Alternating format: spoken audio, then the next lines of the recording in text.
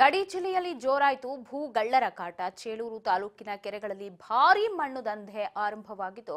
ಮೊದಲೇ ನೀರಿಲ್ಲದೆ ಬರಿದಾಗಿತ್ತು ಕೆರೆಗಳು. ಅಕ್ರಮವಾಗಿ ಯಾವುದೇ ಎಗ್ಗಿಲ್ಲದೆ ಮಣ್ಣು ಸಾಗಾಟ ನಡೀತಾ ಇದೆ. ಯಾವುದೇ ಭಯ ಕೂಡ ಇಲ್ಲ. ಅವೈಜ್ಞಾನಿಕವಾಗಿ ಕೆರೆಗಳಲ್ಲಿ ಮಣ್ಣು ಸಾಗಾಟ ಕಂಡೂ ಕಾಣದಂತಿದ್ದಾರೆ ಅಲ್ಲಿನ ಅಧಿಕಾರಿಗಳು. ಗ್ರಾಮ ಪಂಚಾಯಿತಿ ಅಧಿಕಾರಿಗಳ ವಿರುದ್ಧ ಈಗ ಅಲ್ಲಿನ ಸ್ಥಳೀಯರು ಕೂಡ ಆಕ್ರೋಶವನ್ನ ಹೊರಹಾಕ್ತಾ ಇದ್ದಾರೆ.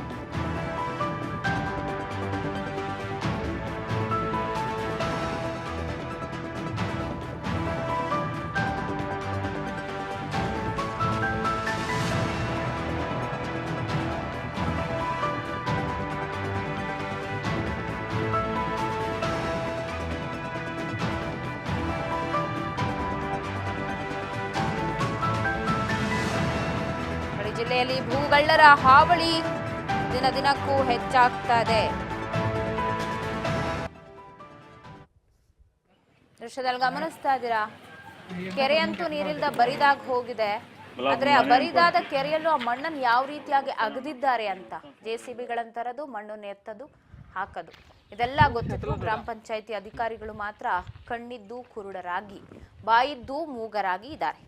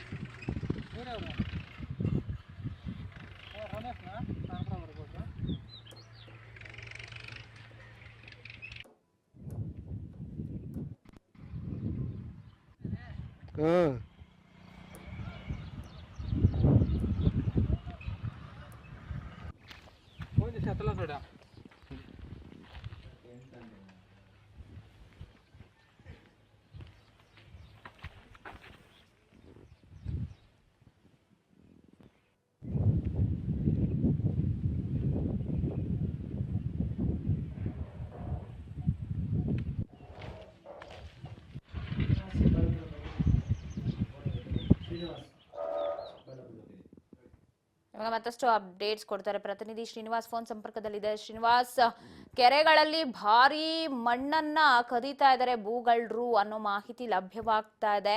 ಏನ್ ಹೇಳ್ತಿದ್ದಾರೆ ಅಲ್ಲಿನ ಜನ? ಅಧಿಕಾರಿಗಳಿಗೆ ಗೊತ್ತಿಲ್ವಾ ಏನಿದು? ಹೌದು ಪವಿತ್ರ, ಏನು ಚಿಕ್ಕಬಳ್ಳಾಪುರ ಜಿಲ್ಲೆಯಲ್ಲಿ ಒಂದು ಹೆಗ್ಗಿಲ್ಲದೆ ನಡೆಯುವಂತಹ ಒಂದು ಭೂಮಾಫಿಯಾ ಅಂತಾನೆ ಹೇಳಬಹುದು. ಏನು ಈಗಲೇ ಒಂದು ಬೇಸಿಗೆ ಕಾಲದಲ್ಲಿ ಮಳೆ ಇಲ್ಲದೆ ಒಂದು ಕೆರೆಗಳು ಹೋಗುವ ಒಂದು ಪರಿಸ್ಥಿತಿಯಿದೆ. ಈತ ಭೂಗಳ್ಳರು ಒಂದು ಕೆರೆಗಳ ಮೇಲೆ ಕಣ್ಣು ಬಿದ್ದು ಏನು ಲಕ್ಷಾಂತರ ಗಟ್ಟಲೆ ಏನು ಮಣ್ಣು ಮಾಫಿಯಾವನ್ನು ಮಾಡ್ತಿರುವಂತದ್ದು.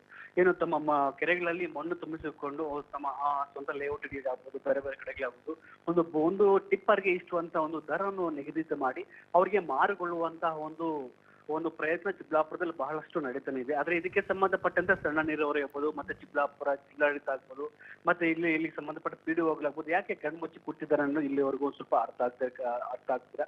ಅದೇ ಪ್ರಮುಖವಾಗಿ ನಾವು ನೋಡೋದಾದ್ರೆ ಏನು ಮೊದಲನೇ ಬಾರಿ ಒಂದು ಇಷ್ಟು ಲಿಮಿಟ್ ಅಂತ ಇರುತ್ತೆ, ಅದಕ್ಕೆ 3 ರಿಂದ 4 ಅಡಿ ಅಂತ ಇರುತ್ತೆ. ಆದ್ರೆ 5 ರಿಂದ 10, 20 ಅಡಿವರೆಗೂ ಅವರ ಮಣ್ಣನ್ನು ತುಂಬಿಸಿಕೊಂಡು ಅವರ ಒಂದು ಸ್ವಂತ ಸುಖಕ್ಕಾಗಿ ಏನು ಬೇರೆಯವರಿಗೆ ಮಾರಾಟ ಮಾಡಿರುವುದು ಚಿಕ್ಕಬಳ್ಳಾಪುರದ ಬಹಳಷ್ಟು ಹೆಚ್ಚಾಗಿದೆ ಅಂತ ಹೇಳ್ಬೋದು. ಅದಕ್ಕೆ ಇಲ್ಲಿ ಯಾಕೆ ಜಿಲ್ಲಾಡಳಿತ ಕ್ರಮ ಕೈಗೊಳ್ತಿಲ್ಲ, ಯಾಕೆ ಅಂದ್ರೆ ಇಲ್ಲಿನ ಅಧಿಕಾರಿಗಳು ಯಾಕೆ ಕಣ್ಮುಚ್ಚಿ ಕುಳಿತಿದ್ದಾರೆ ಅನ್ನೋದು ಇಲ್ಲಿ ಸಾರ್ವಜನಿಕರ ಒಂದು ಆರೋಪವಾದ್ರೆ, ಇಲ್ಲಿ ಭೂಕಟರು ಏನು ಪ್ರತಿನಿತ್ಯವೂ ಸಾವಿರಾರು ಟನ್ಗಳ ಗಟ್ಟಲೆ ಏನು ಮಣ್ಣನ್ನು ಬೇರೆ ಕಡೆ ಮಾರುವುದಾಗ್ಲಿ ಮತ್ತೆ ಏನು ಒಂಥರ ಇದು ಮಾಡ್ತಿರುವುದು ಪವಿತ್ರ. ಅದೇ ಒಟ್ಟಾರೆಯಾಗಿ ಏನು ಚಿಕ್ಕಬಳ್ಳಾಪುರ ಜಿಲ್ಲೆಯಲ್ಲಿ ಕೆರೆಗಳಿಗೆ ಬೇಸಿಗೆಲ್ಲ ಅಂತ ಕೆರೆಗಳಿಗೆ ನೀರಿಲ್ಲ ಅಂದ್ರೆ ಒಂದು ಕಡೆ ಅಂದ್ರೆ ಈತ ಭೂಕಟರು ಸಾವಿರಾರು ಟನ್ಗಳ ಗಟ್ಟಲೆ ಒಂದು ಭೂಮಾಫಿಯನ್ನು ಮಾಡುತ್ತಿದ್ರು. ಅದರಿಂದ ಬಹಳಷ್ಟು